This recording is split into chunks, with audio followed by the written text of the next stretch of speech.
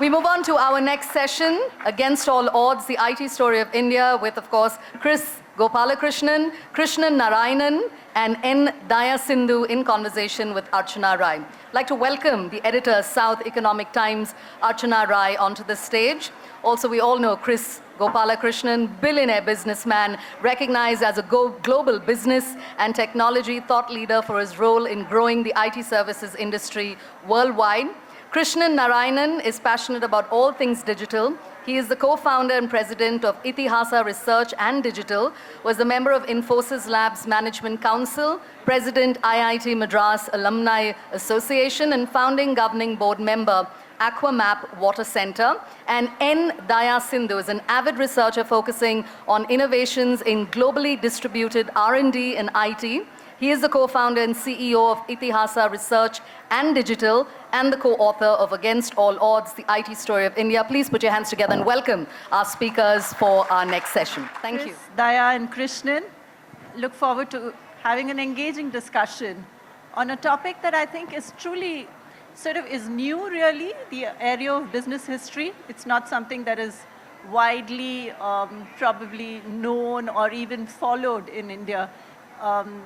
In that sense, I think Indian business history is still very nascent, but it's clearly very important because, as all of you would agree, and with Kris here, it's really important.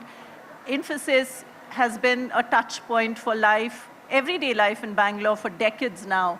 And as we see an efflorescence of startup activity in this city, business has become personal, I would say, with products and services that touch people's lives. So all the more reason, I think, to put our hands up and to congratulate you on this very wonderful book that chronicles the development of an industry that has done so much for our city, for certain, and also for many, many Indians across the country, really, and even across the world. So congratulations, Thank Kris, you. Thank you, Archana. Daya, and Krishnan. On that note, Kris, I wanted to just touch upon, how significant it is that you are both a practitioner and now an observer of India's technology history. And I think that's really important for us, both as a country and as a civilization, where I think we've always perhaps privileged oral histories rather than the written variety.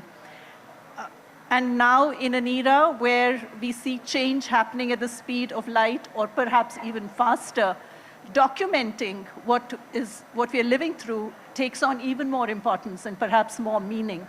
I think it's important both on an individual level and also on a societal level because it leaves behind ideas and thoughts that are important for generations later. So I thought we could start, Kris, by asking you, what would be your top 5 favorite trends, personalities, events that encapsulate the growth of the Indian IT industry? And this can be entirely a personal 5 with, you can just tell us exactly how you've lived it. Sure. Thank you to the organizers for giving us this opportunity. So from a personality perspective, I'm actually going to talk about how the book came about. Because we got fantastic support from all the leaders who made this industry in India, who created this industry in India, from F.C. Kohli to Professor Mahabala, to Ramadurai, to Narayan Murthy, to Nandan Nilekani, Asim Premji. Every single one of them gave us, in some cases, up to 4-5 hours. So we actually documented their stories as videos, right? And published that as Itihasa. And then when we realized that we may require multiple ways to tell the story, we decided to write this book. So from a personality perspective, I will clearly say that these are the heroes, and and we were lucky that we were able to document their stories through this book. From an event perspective, there are many events that even I did not know before we embarked on this exercise. For example, Dr. Homi Bhabha, who is actually the creator of many things that are today relevant to India, which we are all proud of, had a role to play in bringing computers to India. In fact, he wrote a report at TIFR in 1959, right, 1959, on the need for computer education, on the need for us embarking on a industry, computer industry. And TIFR in 1962 released a computer called TIFRAC, TIFR Advanced Calculator. And that machine was as powerful as the IBM 701, which was the IBM stop-and machine at that point. So that, to me, is a date that we probably need to remember. And the second date, because I studied MTech Computer Science, is 65, when IIT Kanpur started the first MTech Computer Science course. Professor Mahabala, Professor Rajaraman, again, people who have... very central to the whole development. So, I can go on. These are very, very important. And I think many people won't recognize these people or these events as key starting points for this industry in India. And the reason I thought I would, sort of get you to probably expand a little more on this was because for a lot of us, really looking at it from the outside, the growth of India's IT industry seemed like it happened despite the government, right? And I think you've touched upon it also, where you say the IT industry grew while at night while the government slept. But you seem to counter that narrative. You said, in fact, the opposite is true, whereas the government played a very enabling role in the development of the industry. What are the sort of narratives that lend credence to this argument? It's setting up the Software Technology Park initiative. It's giving tax breaks for exports. It's creating these parks in various states where IT industry could create world-class campuses. So both at the center as well as the state, clearly there was support, and I think just the right amount of support, right? And interestingly, the bureaucrats or the people who were responsible for making policies, etc., were technocrats. Dr. Sheshagiri, N. Vittal, B.V. Naidu, people like that clearly understood what was needed. They're technocrats, and they were at the helm of policy making, etc. Just on the Software Technology Park, today we talk about single window clearance, but this is the best example of single window clearance from government I have encountered, because Software Technology Parks will give you all the approvals required, all the credits required for income tax exemption to import of computers, import of software, even building plan sanction, etc. You just go to one agency and they would give all approvals, and locally, that means in Bangalore they will give you the approval, in Mangalore they will give you the approval. So this is the best example, and I hope government will take that example and implement it when they talk about single window clearance. It will benefit everybody. Krishnan, I think you want to comment. If I can add one humorous story to this thing. Mr. Vittal shared the story with us. He had just taken over as the secretary of Department of Electronics, and he was going to meet NASSCOM people a week later, but 1 week before, he had been getting a lot of requests from them saying, give us a lot of concessions and so on. So he was having a discussion among the secretaries, and he met the finance secretary, etc. And that is where they had a discussion. They had a negotiation. So the finance secretary told him, this industry is just 100 million, so what are you asking all these concessions? He said, if you can do 500 million, I can give you something. And they had some negotiation, and he came up with a number of saying 400 million. And then the next week he landed at the NASSCOM event, and he said, if I give you this this target of 400 million. If you guys can achieve it, I'll give you all the concessions. And in a few years, they not only cleared that 400, but went beyond. Absolutely. I think that was like a game changer, so to speak, for the IT industry, right? So, Daya, I wanted to bring you into the discussion and to ask, for many of us, again, right, for people watching the IT industry, one of the most important aspects of this entire revolution was the mainstreaming of so-called values, right? Which until then used to be a discussion that people would have had within their homes. But the IT industry brought it out and made it everyday discussion because they said business has to be run through values. How important was this and what triggered this thinking? Maybe later we could get Kris back again because I think Infosys epitomized this really, as a pioneer of this. Yeah. So one of the fascinating aspects of the IT industry is that it was all started by professionals. So as you said, the professional values that they had at home and while studying was translated into the companies that they started.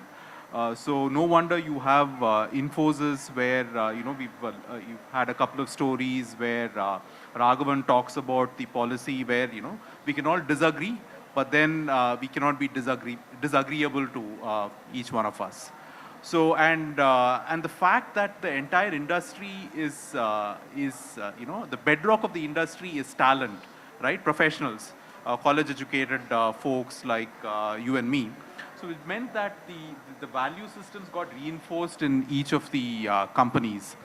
Plus the premium on hard work was laid very early on. People used to spend reasonably long hours at work and hard work and then going and doing things which were not done before in India. Imagine a set of folks young in their early 20s who have just joined a company, then going and finishing a project in the US, right? And then interacting with folks there and then standing up to the, to their clients and then ensuring that, they completed the project. So all that brought in a lot of value systems into the company. So discipline, doing things on time and so on. But Kris, I wanted to bring this back to you and to ask, in the early days of Infosys, was this something that was discussed and agreed upon, that this was how business would be run, or did it happen, organically, so to speak? No, this was a very conscious decision. We had encoded the values as sea life. We had sessions with employees when they join during their training period, and then we reinforce this every year by having discussions on values. We would identify a value champion and give prizes when they demonstrate these values at work. And what would these be typically, to get a flavor of who were these value champions? What did they do? Values champions could be somebody who has gone beyond the call of duty in terms of demonstrating customer satisfaction or customer delight, when we get high marks on customer satisfaction, etc. It could be somebody who has done a social work, again, outside the office and things like that. It's somebody who demonstrated, taking an initiative and saving money for the company.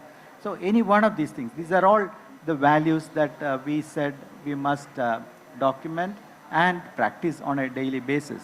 And the last thing, we said anybody in the company, it doesn't matter who it is, traveling by air less than 3 hours must travel economy. And that's true for the CEO down to the lowest player. Everybody travel economy. Absolutely. I've sort of bumped into Mr. Murthy, I think, waiting in line to get onto a flight. So I know that, sort of holds true right across as well. So did that also help boost business?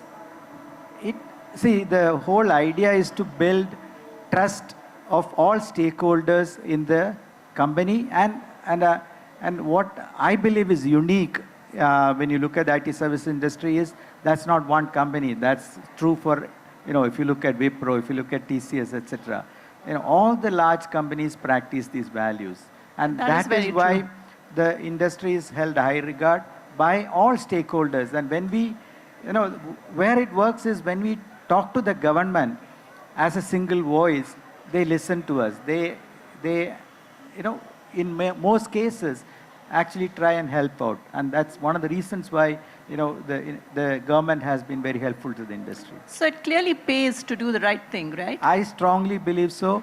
When you want to create a world-class company out of India, you have to do that. And see, one of the reasons for writing this book is that we are having the third wave of entrepreneurship in India. That is by first-generation entrepreneurs. First wave was when Infosys, Wipro, etc. came. Then second wave was Mindtree, Happiest Mind, Cognizant, etc. And the third wave is the current startup revolution phenomenon, where technology is used in other industries. So we need to make sure that every wave of these entrepreneurship and entrepreneurs must practice trust building with stakeholders, investors, employees, society, government, so that they get the support from all these stakeholders. I think that's very, very important. And particularly in today's world where startups have such high touch points with the everyday consumer, right? So a value system and a trust framework. Industry, especially when it scales up, has multiple touch points and significant touch points. Absolutely. Daya and Krishnan, I wanted to bring you into the conversation to ask, what did it feel like to work in companies? The two of you are also Infosys employees, where there was this democratization of wealth through the ESOP framework, which was very new and very significant when Infosys began doing it in the 90s. How did you, as people, working in these companies, how did you view it? Did it give you a greater sense of ownership and participation in the larger business itself? So one of the most spiritual moments that I've had is while I was having lunch in the Global Education Center in Mysore. So you have close to 10,000 fresh college-educated folks getting trained in the Infosys campus and getting ready for their career. So that time is when it dawns on you what this industry is all about and what it is doing to a country like India, which is in its path of moving up the wealth chain. So I think this industry, the single most contribution of this industry is to ensure that India has brought in a lot more people into the middle class, and it has also ensured that there are a lot more of these second order benefits. I mean, if the IT industry employs about 5 million people today, there are 15 million people who are indirectly working for the industry. And that many people are moving up in terms of their wealth and in general, moving up in terms of their education levels for their family and being able to afford better health care and things like that. So that is something which I think is the single most contribution which I would value. The second one is in terms of getting in a lot of our women into the workforce. That's very true. So on an average, I think India has about 20% women in our workforce. The IT industry is about 40%. It's double the number of women, and these are good jobs, right, for college-educated women. I think that is a highlight of the IT industry which a lot of people don't know about. That's very true, actually. Incidentally, just picking up on that point, in the book, we talk about TCS. Back in the days when it started, it ran advertisements where it showcased the women employees that it had. That's really wonderful. And how far back was this? This was in the late 60s, 70s. That they had the ads which had the women featured. That is phenomenal, actually. Right? And we've also had examples where Chandra talks about how he set up the first all women-led team for the TCS BPO center in Saudi Arabia.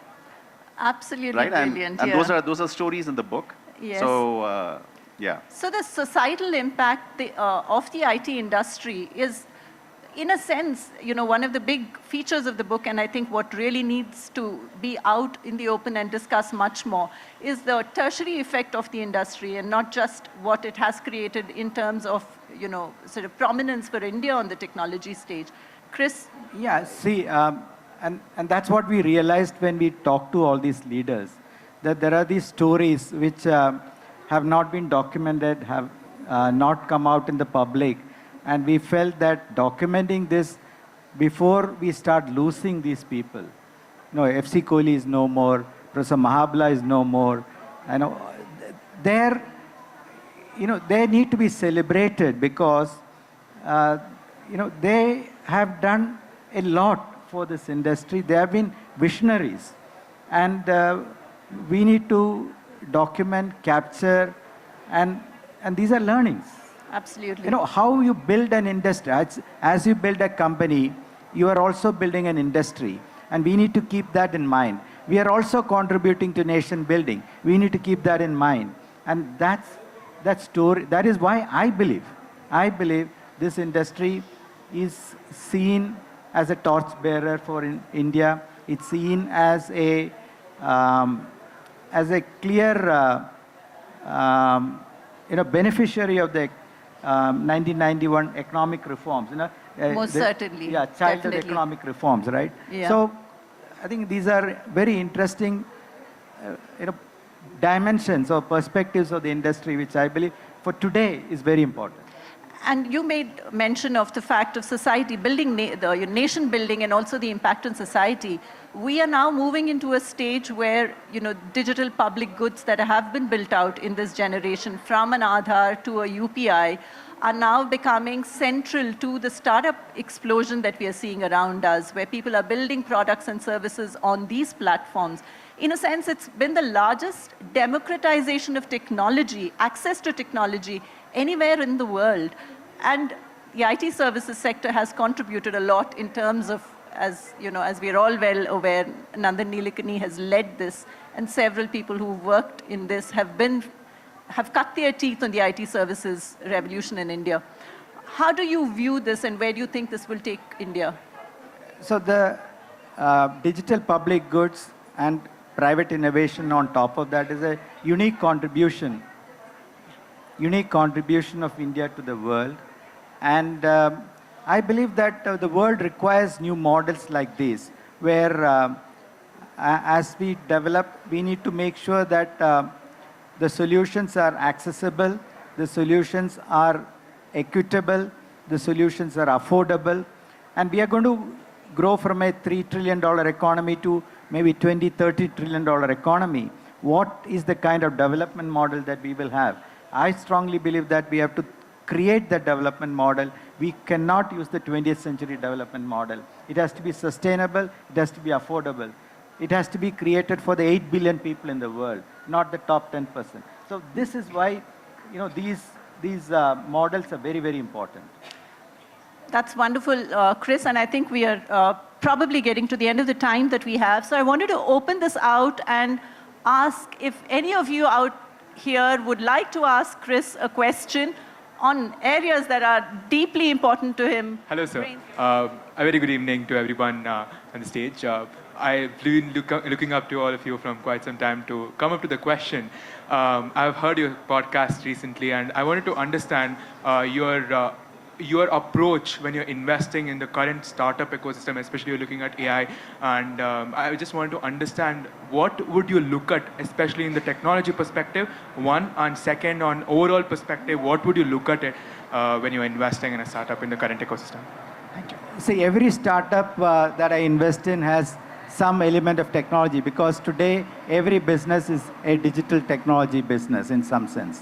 What I look for is, same thing that anybody would look at in early stages. You look at founders, you look at idea, you look at their business plan, and is it a plausible one? Is it a large market? When you look at, let's say, Series A and beyond, what has been their track record? Have they been delivering ahead of time on the promises that they made, commitments that they made? And if they are, then yes, there is a confidence to support them.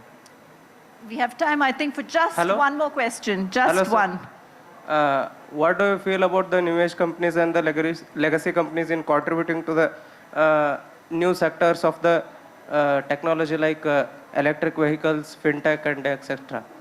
See, we need these new companies. We need new businesses, because these businesses are the ones that accelerate the growth of the economy. The traditional businesses will grow linearly. These businesses will grow exponentially. So they give a kicker for the growth of the economy. We need them. We need some of them to become the future Infosys, TCS, Wipros of the country. We need Indian multinationals. So we need these companies and we need them to succeed, and we want those founders to be the icons for the future generation. So absolutely we need them.